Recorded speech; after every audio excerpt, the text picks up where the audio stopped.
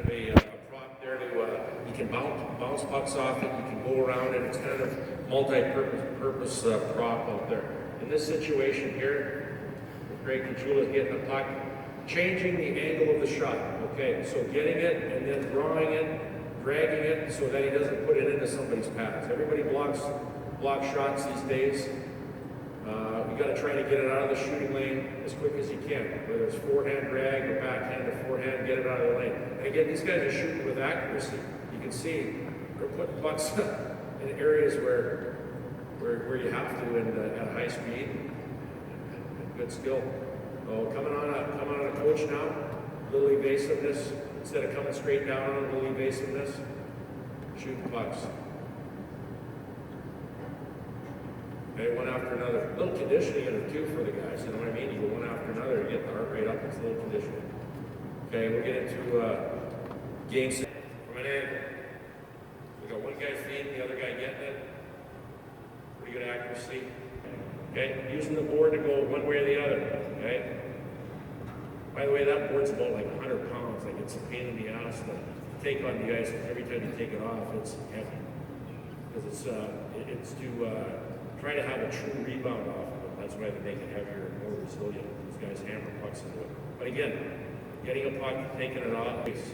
All right, this play here, this is a play that's used more often all the time on zone entries.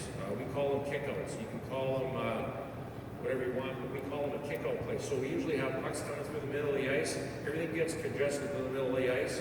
So then we kick a puck out to the wing or the relief player, and then we keep driving through the middle of the ring. So it's a give and go, short give and go, but it's got to be at a high pace, and you've got to make sure that you execute it well. So obviously the coach is the kick out guy.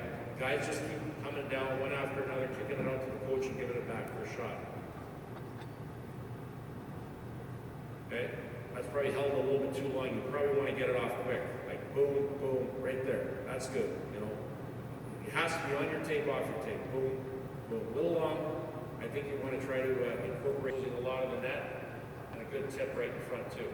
All right, so we have the shooter with that big heavy bench, and all we do is have the player look towards the shooter or the guy putting the puck to the net, and then you got to turn your body and you got to get it up in a hurry. Okay. Okay, forehand and backhand. Dalton Morning's worked on his game all year. Okay, rebounds. Okay, now watch these guys here. Okay, now if you got more than one guy out, you can do indirect rebounds that come off a goalie's pad, and then guys right in front of the net. Okay, so sometimes it comes in your skates, you got to corral it. It's not just directly in front, but it's off to the side. Good net front, but look at this forehand. Forehand tipping it down, tipping it into an area where you can get to the net. He's doing all. Okay, now power plays do the 1-3-1. Okay, so again, you have a net front guy, and then you have the guy in the middle man. So now this is the play that downhill tipping here. Okay, like that. Okay, that's pretty easy. Not easy, but it's easier than this. Watch this.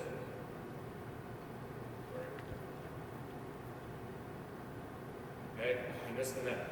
So there's the downhill tip, and there's the uphill. Look at that. Now, that's tough. And again, if you haven't done it, it's either in your shin pads, it's in the corner, whatever, but you got to practice it. And again, there's no better feeling than when it happens in a game.